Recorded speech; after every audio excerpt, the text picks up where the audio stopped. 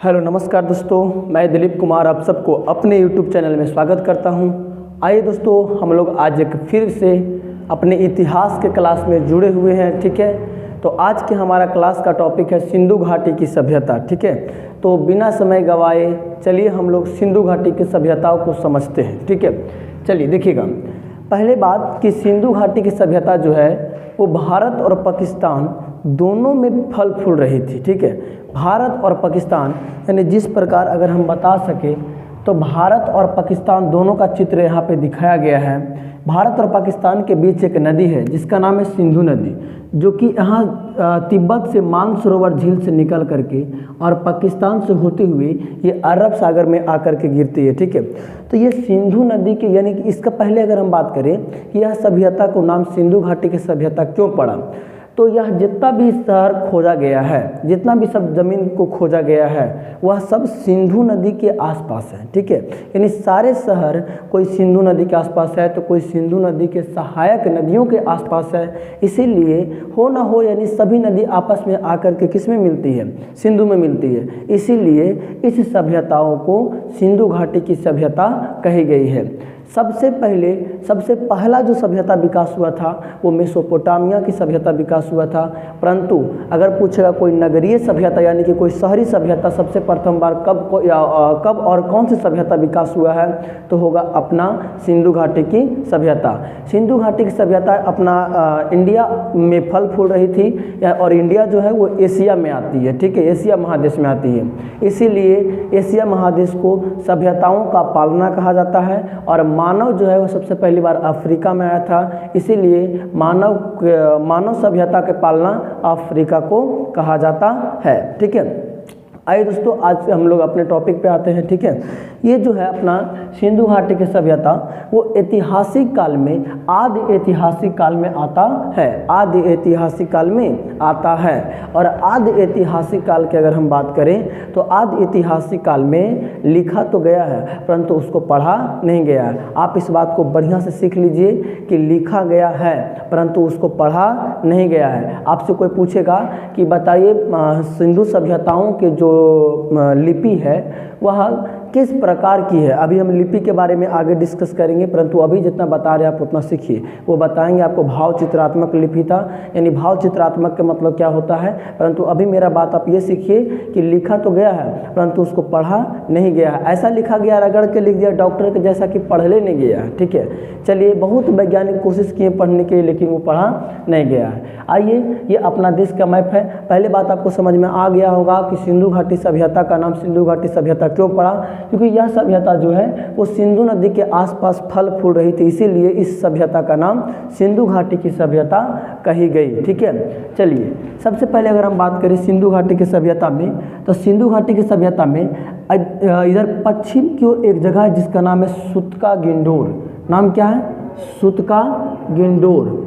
सुतका गिंडोर नाम याद रखिएगा, सुतका गिंडोर यहाँ पे है। ठीक है, यहाँ पे। और उसके बाद ऊपर जम्मू कश्मीर में आपका है क्या चीज़? मांडा। मांडा।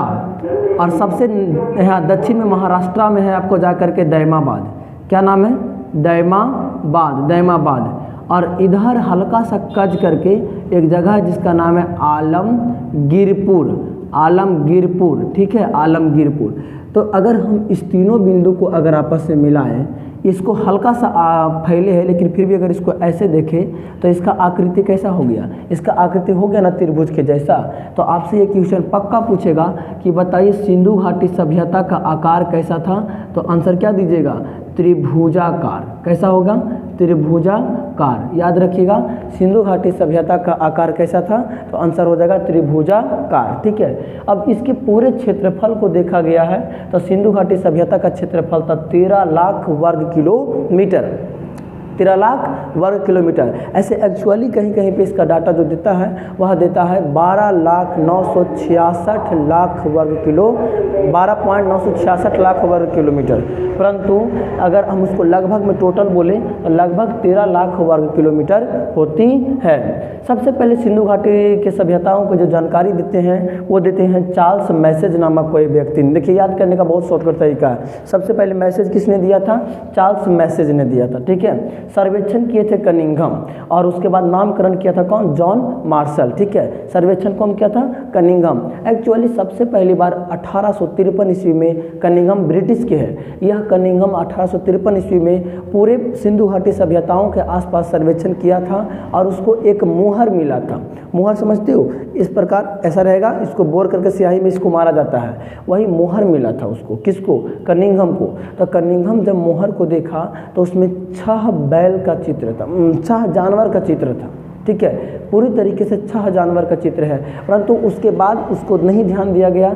बाद में 1921 ईस्वी में इस बात पर जॉन मार्शल ने भाव चित्रात्मक बात बताई कि नहीं, इसमें कुछ ना कुछ है। उस समय भारत में रेलवे लाइन भी बिछी जा रही थी, तो उसको बिछाने के लिए कहीं कहीं पे ईंटा की ज़रूरत पड़ रहा है, कहीं पे लकड़ी की ज़रूरत पड़ रहा है। तो जैसे कहीं से एक ईंटा निकल गया तो लोग उसको उठा करके लेके चल गए, तो फिर उसको निकाला, तो फिर पता चला कि एक ईंटा और निकल गया।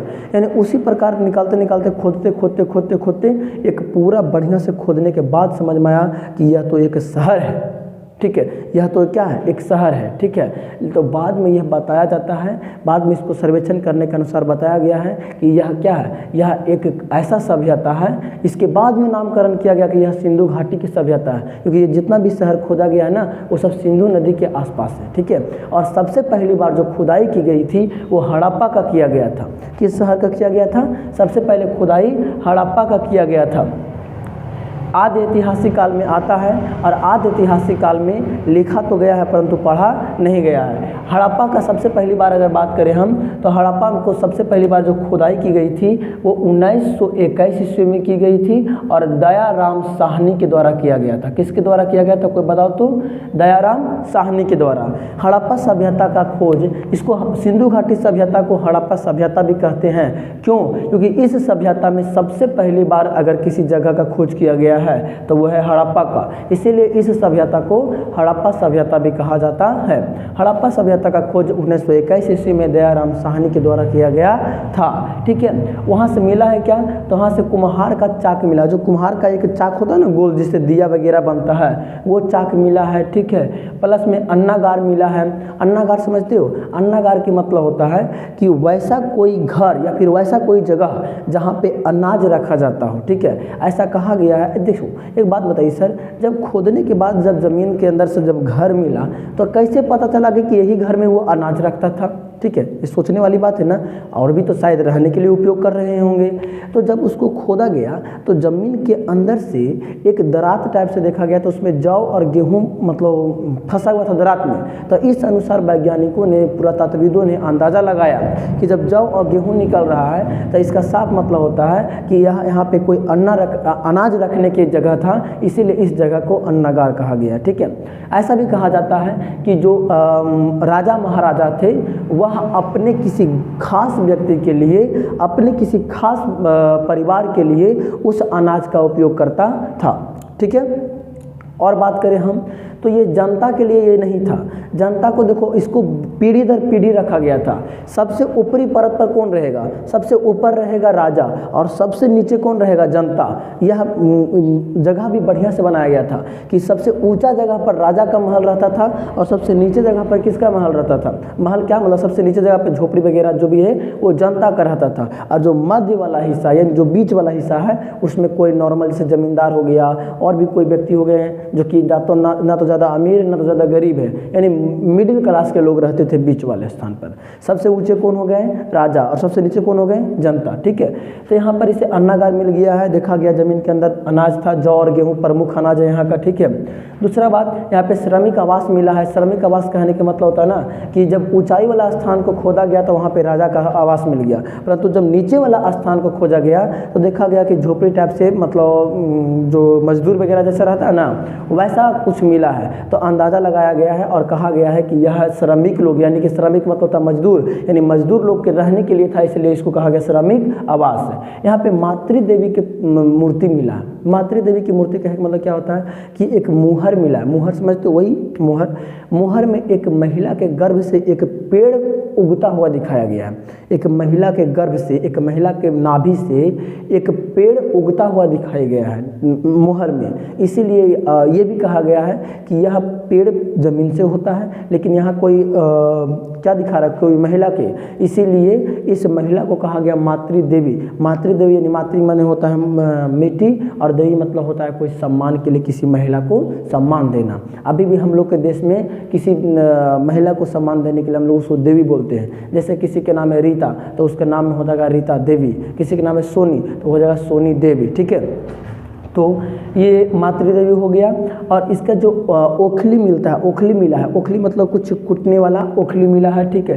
ताबूत मिला है जिसमें लाश को बंद करके रखा जाता है, वो ताबूत मिला है। यहाँ पे एक कब्रिस्तान मिला जिसका कब्रिस्तान का नाम है RH37 कब्रिस्तान। हाथी का कंकाल मिला यानी हाथी का खोपड़ी मिला है, ठीक है। स्वास्तिक चिन्ह मिला, स्वास्तिक चिन्ह जो ओम टाइप से होता है ना, इसको कहा जाता है स्वास्तिक चिन्ह, ठीक है। तो स्वास्तिक चिन्ह कहाँ से मिला है, हड़प्पा से मिला है, ठीक है। हड़प्पा को बहुत अच्छा से याद रखिएगा। यहाँ पे एक बात ये भी देखा गया है कि सब मतलब होता है लहास को जलाया भी गया है और लहास को दफनाया भी गया है, ठीक है। और हम अगर आगे बात करें तो आपको ध्यान से सीखना है, ये सब मिटा देते हैं थोड़ा बहुत, ठीक है। तो वहाँ से क्या मिला है, स्वास्तिक चिन्ह मिला है, हाथी का कंकाल मिला है। हड़प्पा सभ्यता जो है 1921 ईस्वी में, हड़प्पा का 1921 ईस्वी में खोज किया गया था, दयाराम साहनी के द्वारा किया गया था, ठीक है। उसके बाद आपको बताया हम कि हड़प्पा सभ्यता जो है वो रावी नदी के तट पर है। चलिए आगे चलते हैं। अब हम अगर बात करें तो हड़प्पा सभ्यता जब खोज किए गए थे, यानी कि पूरे सिंधु घाटी की जो सभ्यता है, इसको दोनों देश के जो पुरातात्विद है, पुरातात्विद मतलब होता है कि वैसा वैज्ञानिक जो मिट्टी के बारे में जानकारी रखता हो, ठीक है।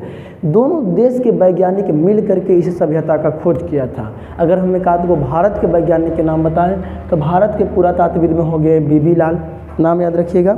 नाम क्या बता रहे हैं हम, नाम बता रहे बीबी लाल, और बता रहे आपको BK थापड़ और सूरजभान सिंह आदि, और भी कई वैज्ञानिक है, पुरातात्विद है जो कि काम किए थे।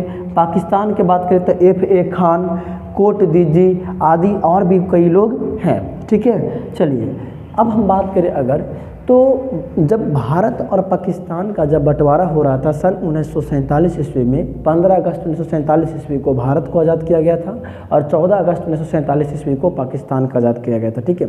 तो इन दोनों देशों को जब बंटवारा कर रहा जा रहा था तो इन दोनों देशों ने मिल करके उससे पहले ज़्यादा खोजकर्ता नहीं किए गए थे, लेकिन उसके बाद अगर हम बात करें तो 1946 ईस्वी में, यानी कि पाकिस्तान और भारत का बंटवारा लगभग होने ही वाला था उस समय, मोर्टिमेर व्हीलर नामक कुछ आदमी थे।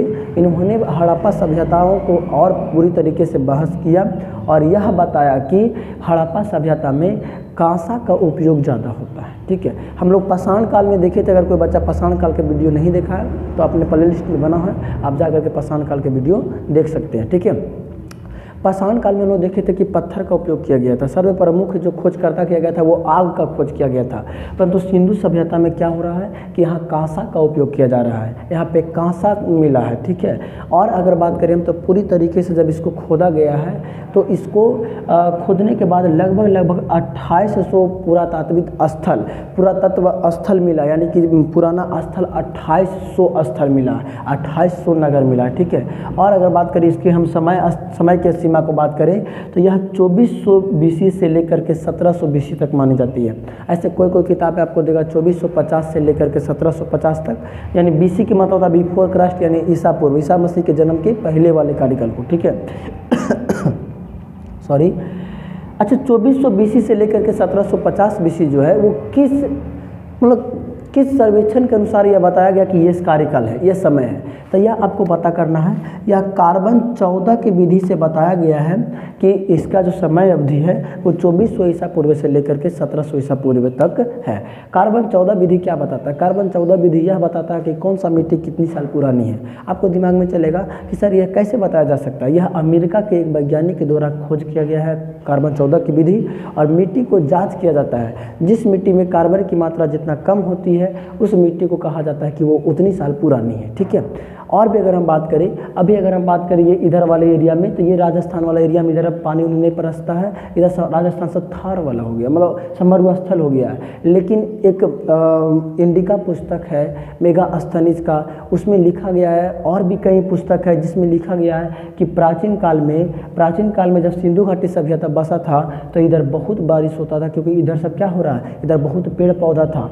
एक बात बताऊँ, जब पाषाण काल पढ़ा रहे थे उस समय भी आपको बताए थे कि जो मनुष्य थे वैसा स्थल पर, जो प्राचीन काल के मनुष्य थे वैसा स्थल पर ज़्यादा रहना पसंद करता था जहाँ पे पानी की सोर्सेज हो, ठीक है। तो इधर नहीं बसा था लोग, यहाँ क्यों बसा था? इसका साफ मतलब होता है कि इस वाले एरिया में पहले बहुत ज़्यादा बारिश हुआ करता था, परंतु अभी अगर देखें तो ये सब खत्म हो गया है। बारिश होने के खास कारण ये है कि पेड़ पौधा ज़्यादा मात्रा में रहना। अब यहाँ पे पेड़ पौधा बहुत ज़्यादा मात्रा में था, इसीलिए इधर बारिश बहुत होती थी, परंतु अभी सब पेड़ पौधा कट जाने के कारण अब इस इलाका में बारिश कम हो गया, ठीक है। चलिए, अब आपके एग्जाम में पूछेगा कि कौन सा सीमा कहाँ है, ठीक है। तो उत्तर में क्या हो गया, उत्तर में हो गया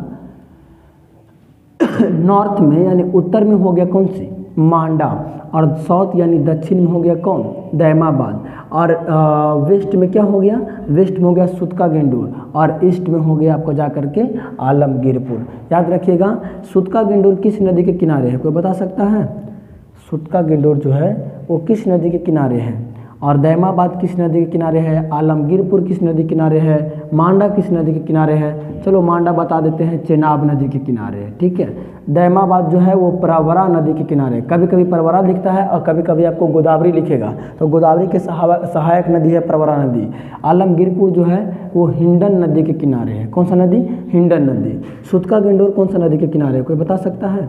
सुतका गेंडूर जो है वो किस नदी के किनारे बसा हुआ है, सुतका गेंडूर किस नदी किनारे बसा हुआ है, ठीक है। चलिए जल्दी बताइए आप लोग, कमेंट कीजिए कि जो सुतका गेंडूर है वो किस नदी के किनारे बसा हुआ है, ठीक है। ये है आपका जा करके डास्क नदी, ठीक है। डास्क नदी नामक कोई नदी है जो कि पाकिस्तान में बहती है, वहाँ पे सुतका गेंडूर मिलता है, ठीक है।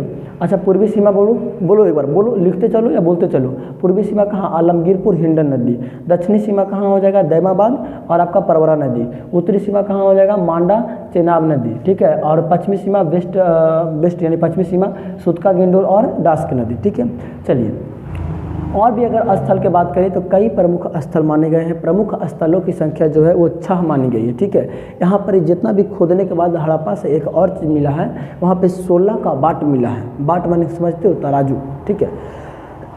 बटखारा उसको बोला जाता है देहाती भाषा में, ठीक है। 16 का बाट मतलब समझते हो, मतलब वहाँ पे नापने और तौलने की पद्धति जो है वो 16 किलो के था, यानी कम से कम 16 केजी के बटखारा मिला है। अगर कोई 16 से ज़्यादा मिलबो किया है तो वो 16 का मल्टीप्लाई वाला मिला है। जैसे अगला 16 किलो का है तो अगला मिलेगा बटखारा 32 किलो की, उसके बाद 16, 32, 16, 48, 16, 64 इस प्रकार के रूप में मिलते गया है, ठीक है। यानी वहाँ के जो माप की जो पद्धति है वह कितना किलो की बाट पर है, वह 16 केजी की बाट पर है। वहाँ पे चंदहुदड़ो नामक कोई स्थल से क्या मिला है, यह चंदहुदड़ो सिंधु नदी के तट पर था। इसके खोज करता है गोपाल मजमूदार। यहाँ पे जितना भी सामान मिला है वो सब फीमेल से संबंधित है। फीमेल मतलब समझते हो, महिला से संबंधित है। जैसे मेकअप के सामान मिला है, लिपस्टिक मिला है, सुई धागा मिला है, बहुत इंपॉर्टेंट है कि चंदहुदड़ो से क्या मिला है, सुई धागा मिला है। यहाँ पे घड़ा पर पेंट किया हुआ, काला कलर से घड़ा पर पेंट किया जाता था। एक बात यहाँ पे हमको समझाना है, ध्यान से देखिएगा कि ये बहुत इंपॉर्टेंट बात है कि बिल्ली का पीछा करता हुआ कुत्ता, इसका साक्ष्य कहाँ मिला है, ये भी मिला आपको जा करके चंदहुदड़ो में, ठीक है। आगे चलते हम लोग, अगला देखते हैं हम लोग मोहनजोदड़ो के बारे में, ठीक है। तो मोहनजोदड़ो से क्या क्या मिला है और कैसा है मोहनजोदड़ो के थोड़ा देख लेते हैं हम लोग, ठीक है। तो मोहनजोदड़ो से हम लोग को, मोहनजोदड़ो जो है वो सिंध प्रांत यानी पाकिस्तान में है, और यह लारकाना ज़िला, पाकिस्तान के लारकाना ज़िले में मोहनजोदड़ो स्थित है। इसकी खोज 1922 ईस्वी में राखल दास बनर्जी ने किया था, ठीक है। हड़प्पा के किए थे रावी नदी के तट पर 1921 ईस्वी में दयाराम साहनी, परंतु इसके किए हैं 1922 ईस्वी में, और सिंधु नदी के तट पर ये भी है, और राखल दास बनर्जी किए हैं। किस नदी के तट पर है, सिंधु नदी के तट पर है। देखिए यहाँ पे सब लिखा हुआ है कि सिंधु नदी के तट पर क्या है आपका, मोहनजोदड़ो। मतलब सबसे बड़ा शहर, सिंधु घाटी सभ्यता का सबसे बड़ा जो शहर की माना जाता है वो मोहनजोदड़ो को माना जाता है, ठीक है। देखिए ये सबसे बड़ा शहर हो गया। अगर हम बोले स्वास्तिक चिन्ह तो सबसे पहले मिले था हड़प्पा से, लेकिन अगर सबसे ज़्यादा स्वास्तिक चिन्ह की बात करें कि कहाँ से मिला है तब होगा मोहनजोदड़ो से, ठीक है। मोहनजोदड़ो में क्या हुआ था कि लहासों को जलाने की परंपरा था, इसीलिए मोहनजोदड़ो को मृतकों का टीला कहा जाता है। क्या कहा जाता है? मृतकों का टीला, ठीक है। यहाँ पे सबसे बड़ा भवन के रूप में अन्नागार को देखा गया, ठीक है। सबसे बड़ा भवन वहाँ पे क्या था? अन्नागार। अन्नागार माने जहाँ पे अनाज रखते थे। हालांकि अन्नागार हड़प्पा में भी मिला है, लेकिन मोहनजोदड़ो में भी मिला है, और मोहनजोदड़ो वाला जो अन्नागार है वो सबसे बड़ा है। इसीलिए पूरे सिंधु घाटी सभ्यता में सबसे बड़ा जो इमारत है, जो भवन है, वो अन्नागार माना गया। वो भी कहाँ वाला माना गया है? वह माना गया है मोहनजोदड़ो वाला, ठीक है। यहाँ पे स्नानागार भी मिला है। स्नानागार माने होता है कि तालाब, यानी जहाँ पे लोग स्नान करने के लिए आते थे। ऐसा कहा गया है कि स्नानागार के पास कोई फेस्टिवल होता था तभी लोग आते थे स्नान करने के लिए, ठीक है। और चारों तरफ से तालाब बना करके, तालाब की लंबाई थी 11.88 मीटर और चौड़ाई उसकी जो थी वो 14 पॉइंट कुछ था, और उसकी जो गहराई थी लगभग 2 मीटर थी, ठीक है। और दोनों तरफ से सीढ़ी बना करके और चारों कोना पर एक छोटा छोटा कमरा बनाया जाता था, ताकि लोग कपड़ा बदलने के लिए, वस्त्र बदलने के लिए वहाँ पे ऐसा बनाया गया था, ठीक है। तो स्नानागार कहाँ से मिला है? मोहनजोदड़ो से मिला है। अन्नागार भी मोहनजोदड़ो से मिला है, परंतु हड़प्पा वाला अन्नागार मोहनजोदड़ो वाला अन्नागार से थोड़ा छोटा था, ठीक है। और भी यहाँ से क्या मिला है? तो पशुपति शिव मिले हैं। शिव मतलब होता है शंकर भगवान, ऐसे मतलब उसी प्रकार का देवता मिला है, लेकिन इसको अंदाज़ा लगाया गया कि यह वर्तमान में शंकर भगवान के जैसा प्रतीत किया जाता है, क्योंकि उसके आसपास सभी सांप, बिच्छा, शेर, बाघ सभी जानवर थे, ठीक है। भैंसा सब थे, लेकिन कभी बैल नहीं थे, ठीक है, याद रखना। बैल कौन सा बैल था पता है? ये दूसरा जो अभी हम लोग कहते हैं ना, जो ऊबड़ खाबड़ बैल होता है, जिसको बसहा बैल कहते हैं ना, वैसा बैल था। और उस समय इसीलिए अभी भी हम लोग बसहा बैल को पूजा करते हैं, ताकि हम लोग के आधुनिक मतलब प्राचीन काल से ये लोग मानते आए हैं कि आधुनिक जो बसहा बैल है उसको मुहर में देखा गया है पशुपति शिव के बगल में, तो ऐसा कहा गया है कि वो उसकी सवारी थे। तो उसी अनुसार अभी भी हम लोग देखते हैं बसहा बैल को, तो पूजा करते हैं, क्योंकि ये सिंधु घाटी सभ्यता के मुहरों में हम लोग देखे थे, ठीक है। इसमें कभी शेर का चित्र नहीं है। दो जानवर का याद रखना है, गाय और एक शेर, ठीक है, क्योंकि गाय अभी नहीं आया, गाय इसके बाद वैदिक काल में आएगा, ठीक है। चलिए यहाँ पे और क्या मिला? पुरोहितवास, यानी जहाँ पे शंकर भगवान रहेंगे वहाँ पे पंडित जी तो जरूर रहेंगे, पुरोहितवास, ठीक है। यहाँ पे मोहर मिला है, घर में कुआं मिला है, तांबे की ढेर मिली है। यहाँ पर नर्तकी मिला है। नर्तकी मतलब होता है एक महिला, एक नाचती हुई महिला का कांसा का मिला, ठीक है। वो जो नर्तकी वो कांसा की है, ठीक है। उसके गले में एक माला है और प्लस में उसको नंगा बदन है, यानी कि बदन पे कोई भी वस्त्र नहीं है, परंतु गला में क्या है? एक माला है, ठीक है। वहाँ पे सूती वस्त्र मिला है। सड़क जो है वो चौड़ी मिली है, ठीक है। ये आपका मोहनजोदड़ो की सब रह गया। आइए कालीबंगा को देख लेते हैं। तो कालीबंगा आपका कहाँ है? राजस्थान में है। इसकी खोज की थे बीबीलाल और बीके थापड़ ने।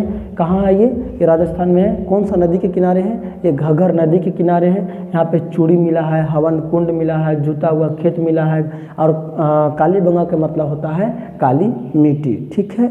चलिए बहुत अच्छा। देखिए पूरे समाज को यहाँ पे शहरी समाज कहा गया। अगर आपसे कोई पूछेगा कि सिंधु घाटी की जो सभ्यता है वो कैसी सभ्यता है, तो बताना नगरीय सभ्यता या फिर शहरी सभ्यता, क्योंकि नगरीय और शहरी दोनों एक ही होता है। परंतु जो घग्गर नदी के आसपास वाले एरिया हैं इसके बारे में राय थोड़ा अलग है, यानी यह बताया गया कि यह हल्का सा ग्रामीण क्षेत्र था, परंतु मॉडरेट यानी मोटा मोटी बात करें तो पूरे ये सभ्यताओं को शहरीय सभ्यता कहा गया है। अगला देखते हैं लोथल। लोथल जो है भोगवा नदी के तट पर है। इसको बंदरगाह के रूप में जाना गया है और यह गुजरात में स्थित है। कहाँ स्थित है? गुजरात में स्थित है। सिंधु घाटी सभ्यता के सबसे ज़्यादा शहर है वो गुजरात में मिला है और टोटल शहर 2800 है, ठीक है। भारत की बात करें, भारत में सबसे बड़ा स्थल सिंधु घाटी सभ्यता की वो है राखीगढ़ी, जो कि हरियाणा में है, ठीक है। परंतु अगर पूरे सिंधु घाटी सभ्यता का बात करें तो सबसे बड़ा शहर है धौलावीरा, जो कि तीनों ओर से समुद्र से घिरा हुआ है, ठीक है। चलिए वीडियो ज़्यादा लंबा हो जाएगा, इसलिए आज की सेवा को हम यहीं रखते हैं। इसके बाद की क्लास हम वैदिक काल पे लाना चाहते हैं। आज की क्लास कैसा लगा? यदि वीडियो पसंद आया तो प्लीज़ चैनल को सब्सक्राइब कर लियो और वीडियो को लाइक कर दियो, ठीक है। और यदि आपको इसी प्रकार के अगला वीडियो चाहिए किसी भी टॉपिक पे तो आप कमेंट करके मुझसे बता सकते हैं, ठीक है। चलिए मिलते हैं नेक्स्ट क्लास में, तब तक के लिए जय हिंद।